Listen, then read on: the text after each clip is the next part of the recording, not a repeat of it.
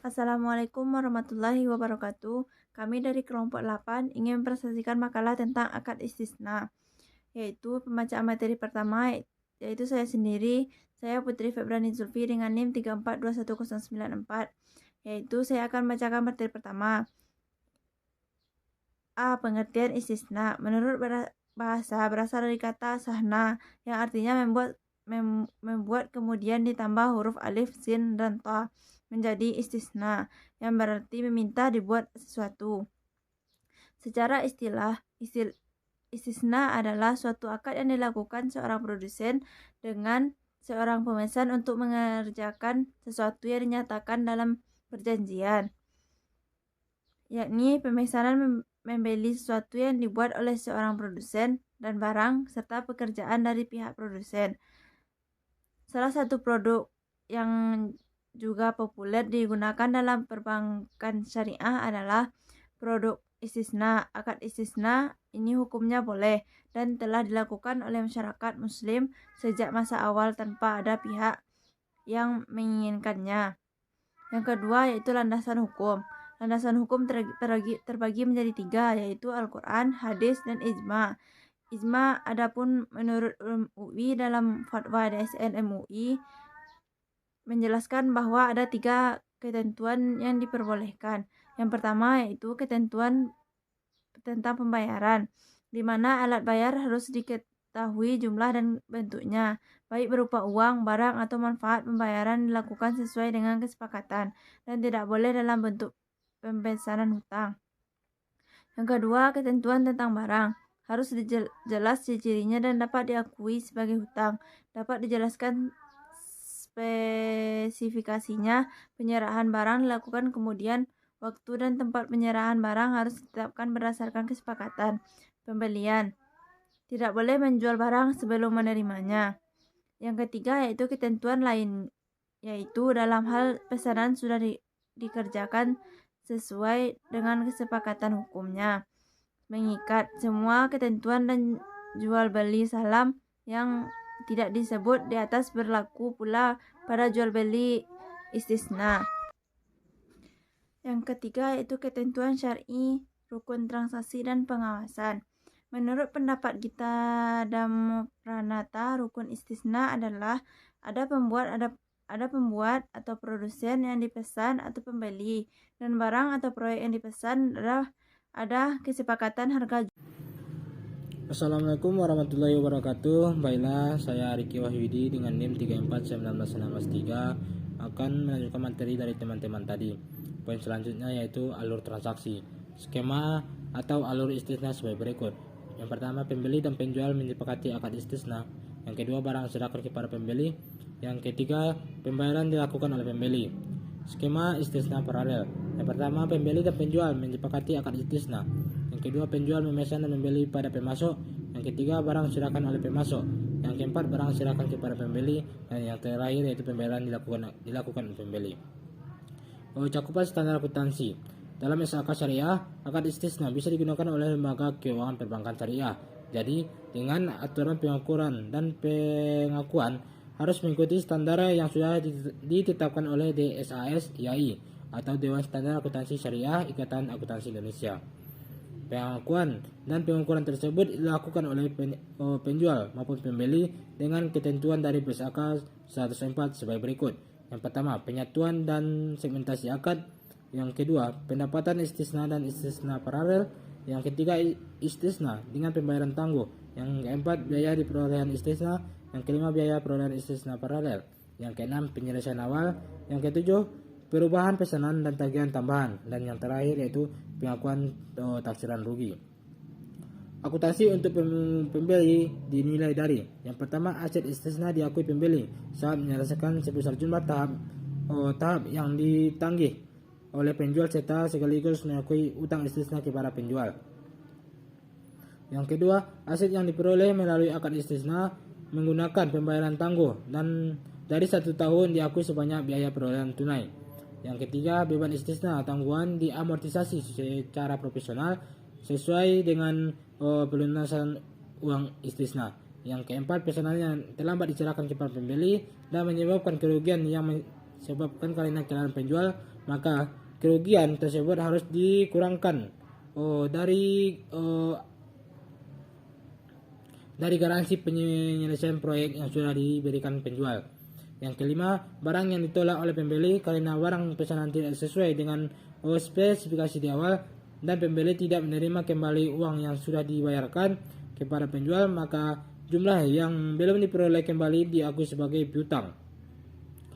Yang terakhir yaitu jika pembeli menolak menerima barang pesanan karena tidak sesuai dengan spesifikasi yang sudah disepakati dan dalam istisna paralel, maka barang pesanan tersebut diukur dengan memakai nilai yang lebih rendah antara harga pokok istisna serta nilai masuk akal.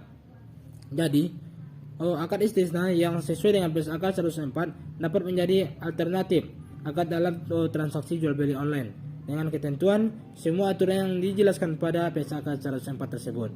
Jadi diterapkan dalam transaksi jual beli online ini seperti Shopee, Lazada, dan yang lain-lainnya. Jadi sekian materi dari saya.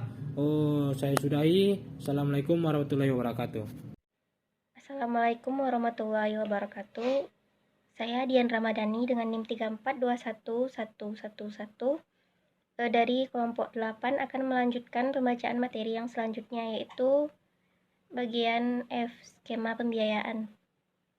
Pembiayaan istisna adalah penyediaan dana dari bank kepada nasabah untuk membeli barang sesuai dengan pesanan nasabah yang menegaskan harga belinya kepada pembeli atau nasabah, dan pembeli atau nasabah membayarnya dengan harga yang lebih sebagai keuntungan bagi bank yang telah disepakati. Batas jumlah pagu atau pembiayaan yang dapat diberikan pada usaha atau perusahaan tertentu yang harus berdasarkan BMPK istisna atau batas maksimum pemberian kredit dalam nomor 30 pasal 9 yang menyebutkan yang pertama, penyediaan dana dalam bentuk pembiayaan kepada satu peminjam pihak tidak terkait ditetapkan paling tinggi 20% dari modal BPR. Yang kedua, penyediaan dana dalam bentuk pembiayaan kepada satu kelompok meminjam pihak tidak terkait ditetapkan paling tinggi 30% dari modal BPR. Ketiga, bank syariah bisa mengurangi pembiayaan bermasalah di istisna dengan cara meminta uang muka atau DP kepada nasabah dengan ketentuan, yaitu yang pertama, urbun diakui sebagai uang muka, pembelian sebesar jumlah yang diterima. Yang kedua, jika transaksi dilaksanakan, maka urbun atau uang muka diakui sebagai bagian dari pelunasan piutang. Dan yang ketiga, jika transaksi istisna tidak dilaksanakan, maka urbun dikembalikan kepada nasabah setelah dikurangi dengan biaya-biaya yang telah dikeluarkan oleh bank. Selanjutnya, bagian G itu risiko kredit dan pengakuan. Pembiayaan yang dilakukan pada akad istisna dapat menimbulkan beberapa titik risiko pembiayaan bagi bank Islam, seperti kegagalan kontraktor menyerahkan rumah pada waktu yang dijanjikan, tidak sepenuhnya spesifikasi rumah, atau gagal bayarnya debitur selama masa kontrak. Adapun faktor penentu risiko gagal bayar pada akad istisna adalah sebagai berikut. Yang pertama, bank bukan pemilik material yang digunakan developer atau produsen dan subkontraktor untuk memproduksi aset dalam kasus istisna paralel sehingga hak klaim atas aset jika terjadi kasus prestasi. Yang kedua, risiko pengiriman yang terjadi akibat bank tidak mampu menyelesaikan produksi barang sesuai jadwal akibat keterlambatan pengiriman barang dari subkontraktor. Yang ketiga, bank mengalami risiko kualitas atas pengiriman barang inferior oleh subkontraktor. Metode pengakuan pendapatan istisna dapat dilakukan dengan menggunakan metode persentase penyelesaian dan metode akad selesai. Adapun pengakuannya yaitu yang pertama, uang muka pesanan nasabah yang diterima bank diakui sebagai uang muka istisna sebesar uang yang diterima. Yang kedua, uang muka yang dibayarkan bank kepada supplier diakui sebagai uang muka kepada supplier sebesar uang yang diberikan dan diakui sebagai aset istisna dalam penyelesaian pada saat barang diserahkan kepada supplier. Yang ketiga, tagihan bank kepada nasabah atas sebagian barang pesanan yang telah diserahkan diakui sebagai piutang istisna sebesar persentase harga jual yang telah diselesaikan dan diakui sebagai termin istisna sebesar persentase harga pokok yang telah diselesaikan. Yang keempat, tagihan supplier kepada bank atas sebagian barang pesanan yang telah diselesaikan diakui sebagai aset istisna dalam penyelesaian dan utang istisna sebesar tagihan supplier. Yang kelima, dalam hal ini bank menggunakan metode persentase penyelesaian, maka bank dapat mengakui pendapatan istisna atas pembayaran yang telah dilakukan nasabah sebesar persentase penyelesaian. Yang keenam, pada saat barang pesanan telah diserahkan kepada nasabah, bank melakukan jurnal balik atas rekening aset istisna dalam penyelesaian dan termin istisna. Yang ketujuh, utang istisna yang berasal dari transaksi istisna yang pembayarannya bersamaan dengan proses pembuatan aset istisna. Yang kedelapan, uang muka istisna yang berasal dari transaksi istisna yang pembayarannya dilakukan di muka secara penuh. Yang kesembilan, jika nasabah membayar uang muka kepada bank dalam proses pembuatan aset istisna, penerimaan uang muka tersebut diperlakukan sebagai pembayaran termin sebesar jumlah uang muka yang dibayarkan. Yang selanjutnya itu bagian H, perhitungan dan penyajian akuntansi.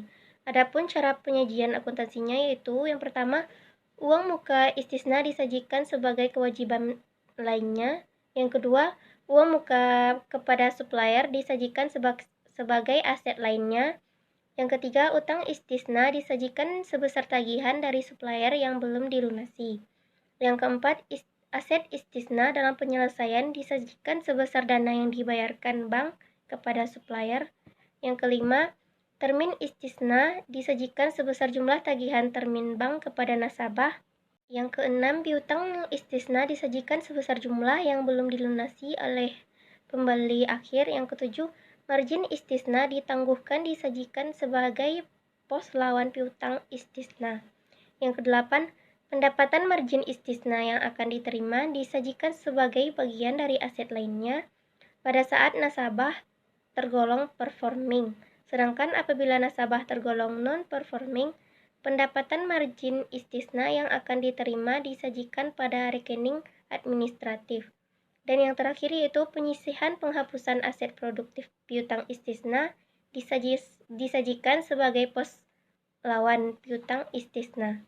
Sekian penyampaian materi dari kelompok 8. Jika ada kata-kata yang salah dimohon maafkan. Terima kasih. Wassalamualaikum warahmatullahi wabarakatuh.